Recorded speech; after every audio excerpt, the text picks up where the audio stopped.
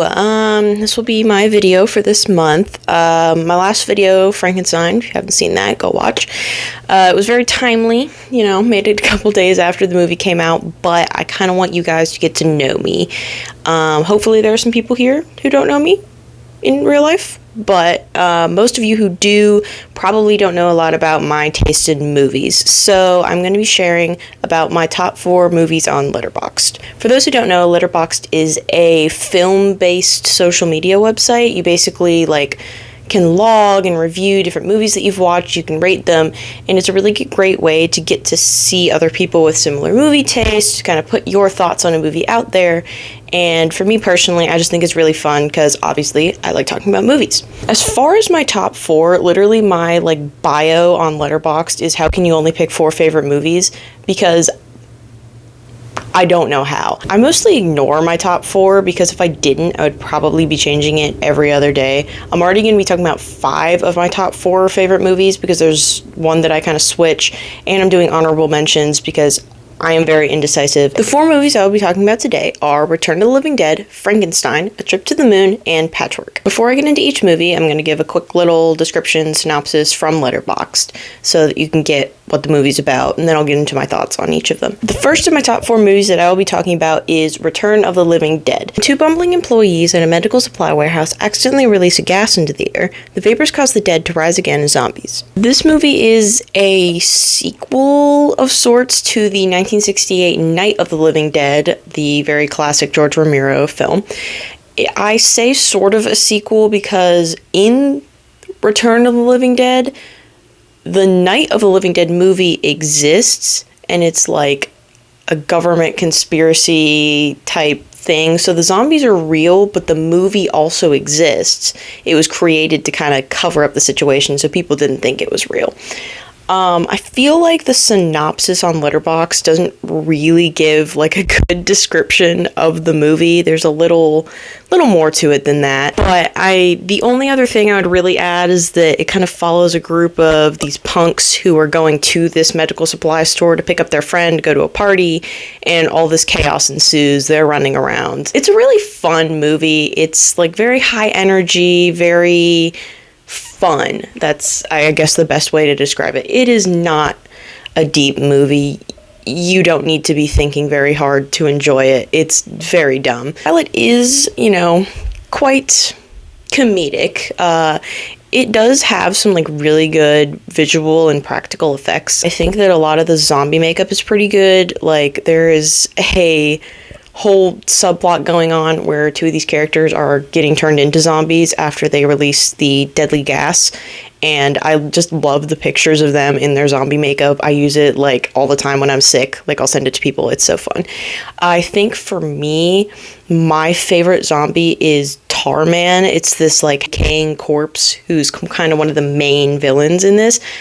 I love it so much. It is just such a beautiful, gloriously disgusting creation, and I love Tarman from the deepest part of my heart. I do think this movie is pretty good as far as zombie lore. I think it's pretty well paced as well.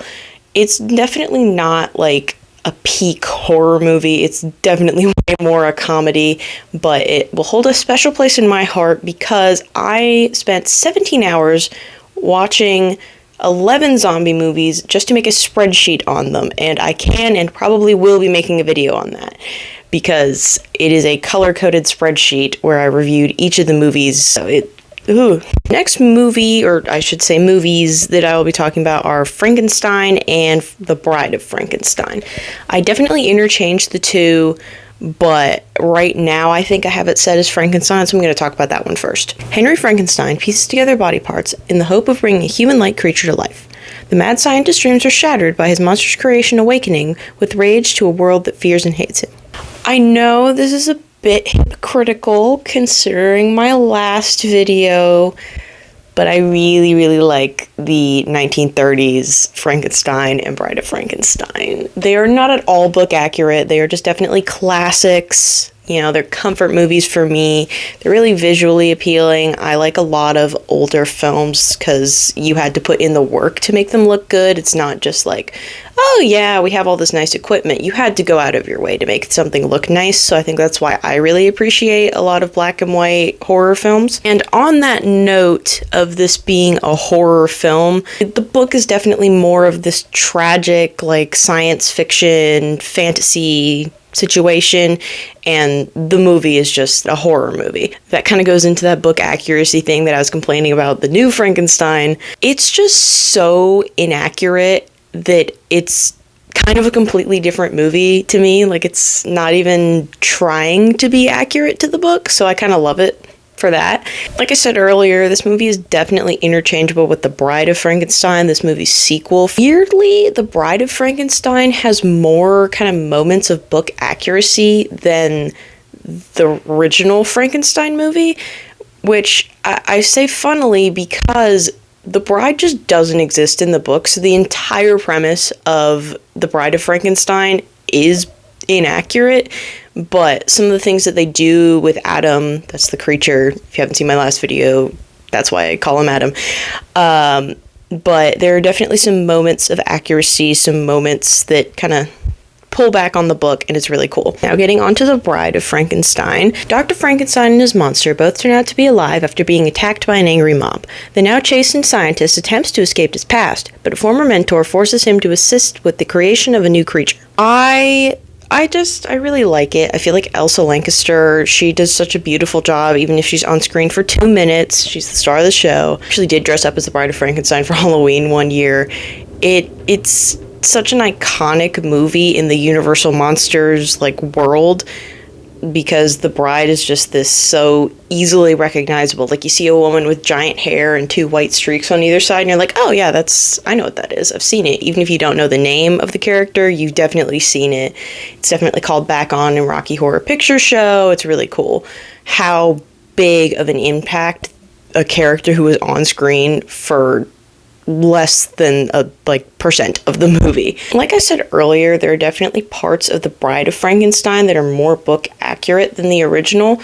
My favorite part of the book, the original Frankenstein book, is this moment where the creature Adam is living in like a shed, and he meets a blind man, and he befriends the blind man until the man realizes that he's, this being, this monster. And that moment is really powerful in The Bride of Frankenstein. I did cry watching it the first time, and it was not pretty.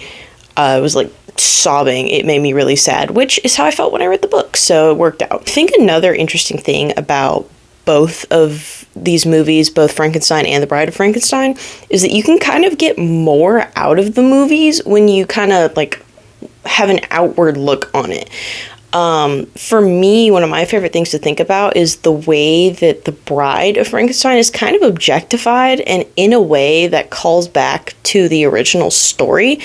Both that Mary Shelley wrote this story as a way to kind of explore her personal feelings, the way she felt she was being treated in life, and the way that the bride is alienated and objectified is in a way the way that the creature Adam was originally treated in the book. These movies are big comfort movies for me. They were my introduction to horror movies, which probably would be my favorite genre of film.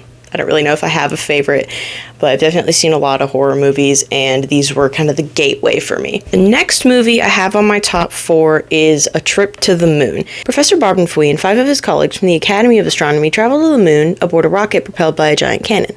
Once on the lunar surface, the bold explorers face many perils in the hidden caves of the mysterious planet. This is a weird one because it is a 12, I think, minute-long silent film, French silent film from 1902. I know I'm going to sound so pretentious saying this is one of my favorite movies, but it really is.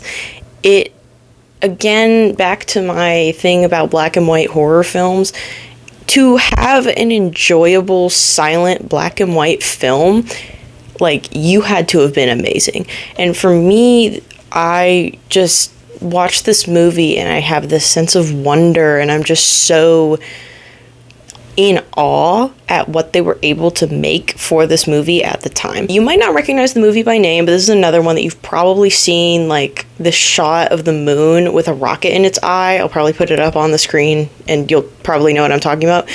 But it's just a really cute, whimsical movie.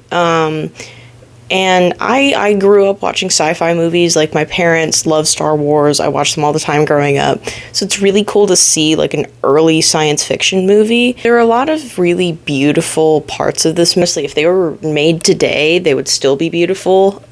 It's just so fun to look at. And that's why I love silent film. It's very underrated. I think everybody should watch at least one silent film in their life.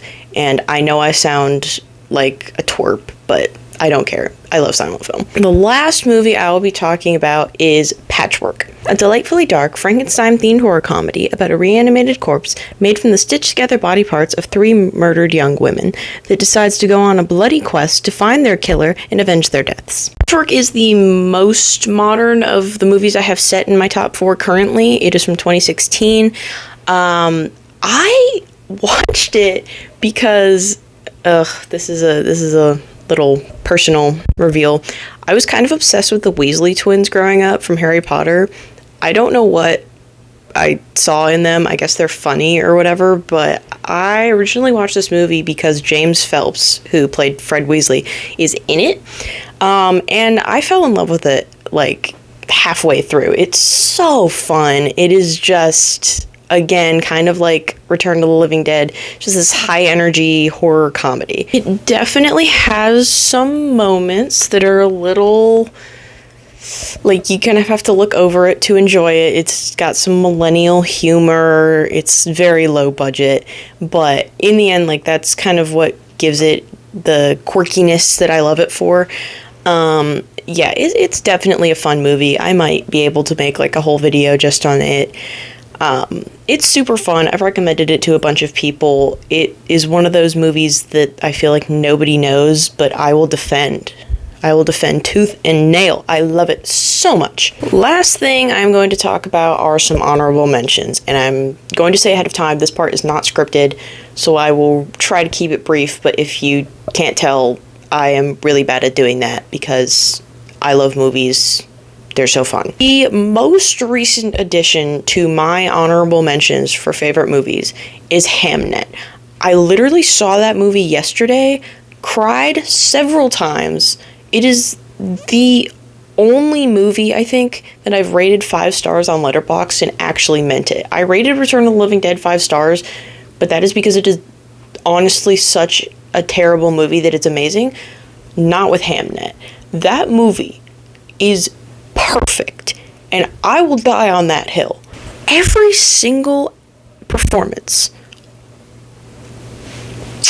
perfect. Jessie Buckley deserves an Oscar. If this movie doesn't win at least one Oscar, I will be fighting somebody at the Academy, okay? One of the greatest performances I have seen this year is from this movie. A child actor. The story is moving and powerful. It is a beautiful film. I need to stop talking about it now, or this entire video is going to become about Hamnet. But you should definitely go see it. I hope it's still in theaters by the time this video comes out. Another movie that was in my top 4, but I kind of shifted things around, so I couldn't keep it in there, is Lisa Frankenstein. It is still a pretty recent movie. I think it was last year. I think it was 2024. I'm not certain. I'll have to check.